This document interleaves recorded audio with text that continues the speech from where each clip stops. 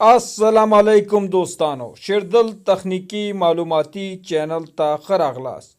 الله تعالی دې وکړي د صحت او عافیت جامه په تن ولرئ. زموږ د نن ورځې ټاپک او موضوع ده How to select MCB for your home electrical installation، یعنی د تعمیراتي برق فټنګ لپاره تاسې MCB څنګه انتخابولی شئ. دوستانو، زه غواړم په دې رابطه ستاسو سره مختصر لنډ او مهم معلومات شریکم. نو دوستانو، دا ویډیو مه مس کوئ، تر اخره پورې وګورئ تر څو د MCB د انتخاب، نصب او کنیکشن په رابطه د مهمو معلوماتو څخه ځانونه برخمن کړئ. نو دوستانو، راځو ټاپک او موضوع ته.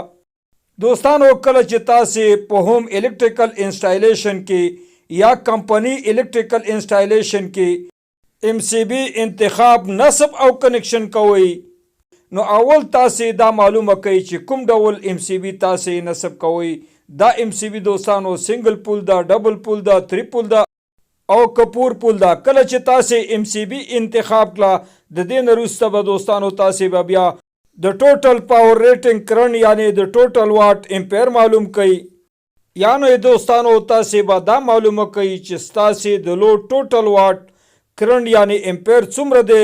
د امپیر د معلومولو نه وروسته دوستانو تاسې به بیا دې ته MCB نصب او انتخابوئ.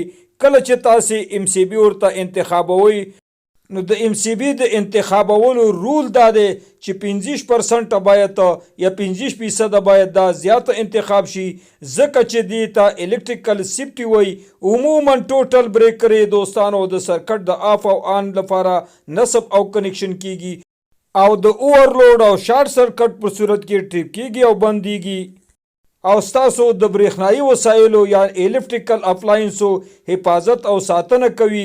عموما ټوټل بریکر دوستانو دا د سرکټ د آف او آن لپاره استعمالیږي، او د اوورلوډ او شارټ سرکټ په صورت کې دا ټریپ کیږي او بندیږي. نو MCB هم دغه ډول بریکرو څخه یو ډول بریکر ده چې د سرکټ د حفاظت او ساتنې لپاره نصب او کنیکشن کیږي، او د اوورلوډ او شارټ سرکټ په صورت کې ټریپ کیږي او بندیږي، او ستاسې د برقي اپلاینسو حفاظت او ساتنه کوي.